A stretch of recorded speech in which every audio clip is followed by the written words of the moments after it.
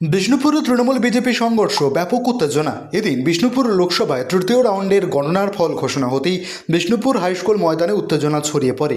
অভিযোগ, তৃতীয় রাউন্ডে বিজেপির প্রার্থী সৌমিত্র খাঁ 10,000-এর বেশি ভোটে এগিয়ে রয়েছেন। এই ঘোষণা হতেই উত্তেজনা ছড়িয়ে পড়ে দুই শিবিরের মধ্যে।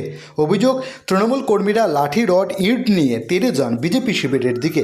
বেশ কয়েকজন বিজেপি কর্মীকে মারধরের পাশাপাশি বিজেপির জেলা সভাপতি সহ একাধিক গাড়িতে ব্যাপক ভাঙচুর চালানো হয়। বিজেপির দাবি, তৃণমূল পিছিয়ে থাকায় হতাশায় এই কাজ করেছে। অন্যদিকে তৃণমূলের দাবি, বিজেপি আগে হামলা চালিয়েছিল। বিষ্ণুপুর থেকে সৌরভ মজুমদারের রিপোর্ট, পলাশী বার্তা। সংঘর্ষ বাগে বাগে হয়, বাগে ছাগলের সংঘর্ষ হয় না। তৃণমূল কংগ্রেস বাঘ আর ওরা হচ্ছে ছাগল। আর এটুকু আপনাদের মাধ্যমে বলতে চাই যে এটুকু মাথায় রাখা দরকার, বিজেপি বাংলাতে তৃণমূল কংগ্রেস একটা হাতির দল, আর হাতি বসে থাকলেও গাদার থেকে অনেক উঁচু হয়ে গেল। বিজেপি জেলা সভাপতি অভিযোগ করছে নাকি তৃণমূলের লোকজন তাদের নাকি গাড়ি যদি মারার হতো, এখন 11টা বাড়িতে যাচ্ছে, আমরা সকাল 7টার ওদিকে পকার পার করে দিতে পারতাম।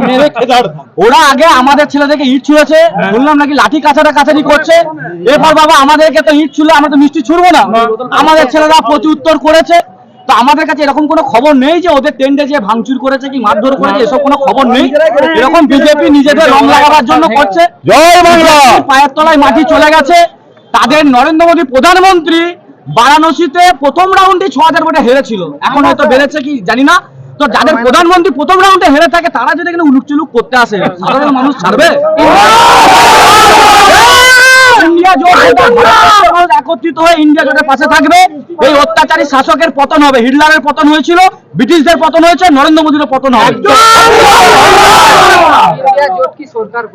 100% আমরা মোদীকে হাঁটাতে চাই।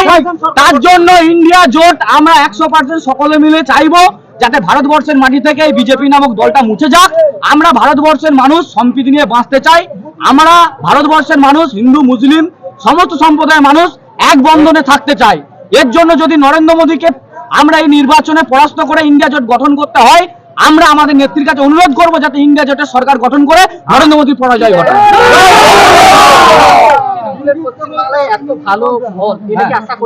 না, অবশ্যই আমরা আশা করেছি। কারণ হচ্ছে আমরা সারা বছর পড়াশোনা করা ছেলে, আমরা পরীক্ষার সময় পড়তে বসে পরীক্ষা দিই না।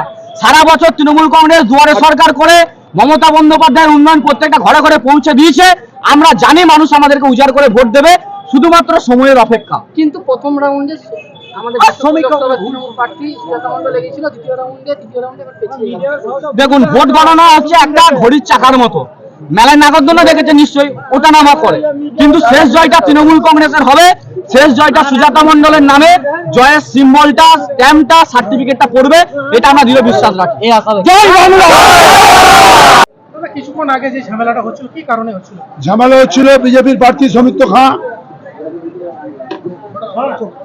10,291 ভোটে আগিয়ে আছে। সেই খবর আমাদের পাওয়া মাত্রই আমাদের এখানে কর্মীরা উৎফুল্ল। সেই মুহূর্তে তৃণমূলের দুষ্কৃতিকারীরা পুলিশের সহযোগিতা নিয়ে ওই যে ব্যারিকেড চটের বাঁধা আছে, বাঁশ দিয়ে সেকে ভেদ করে বড় বড় পাথর, বড় বড় বাঁশ এবং লাঠি নিয়ে আমাদের কর্মীদিকে আচমকা অত্যাচার চালায়। সমস্ত চেয়ার টেবিল ভাঙচুর করে, আমার গাড়িটা জেলা সভাপতির গাড়ি এবং পাশে একটা গাড়িকে ভাঙচুর করে।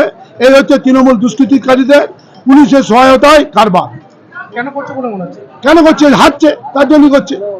ওদের দলটা হচ্ছে চোরের দল। চোররা চাই যে কোনো মূল্যে আমরা জিততে, চোররা হয়তো সে রাস্তায় নেই, তার জন্য আক্রমণ করছে প্রথম থেকে, যাতে আমরা তাবু ছেড়ে চলে যাই। এখনো পর্যন্ত যা গণ্য হয়েছে, বিষ্ণুপুর লোকসভায় কি মনে হচ্ছে? আমরা জিতবো ভারতীয় জনতা পার্টি। আমরা বিজেপি করি 12 মাস।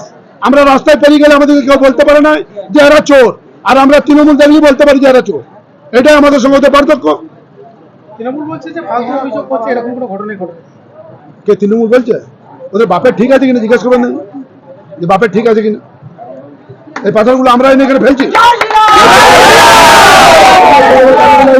আমাদের খেয়ে দিয়ে খাইনি। আমরা নিজেরা জিতার মুহূর্তে চেয়ার টেবিল গুলো ভাঙবো, আমরা পাকাগুলো ভাঙবো। এই চুপ কর, এই যে দেখুন, এই যেগুলো আমি আমার গাড়ি ভাঙবো। ওরা ভাবছে যে গাড়িটা আমি আছি, এখনো গাড়ির উপরে পাথর, তার পাশের গাড়িটাতে পাথর চাপানো আছে। 3 জন মাথা বেরিয়েছে, হসপিটালে ভর্তি। তার মধ্যে আমার একজন প্রাক্তন মন্ডল সভাপতি আছে, ব্লক সভাপতি পঙ্কজ ধর, তার মাথা ফাটিয়ে দিচ্ছে, এখানে বলেছিল আমার পাশটা।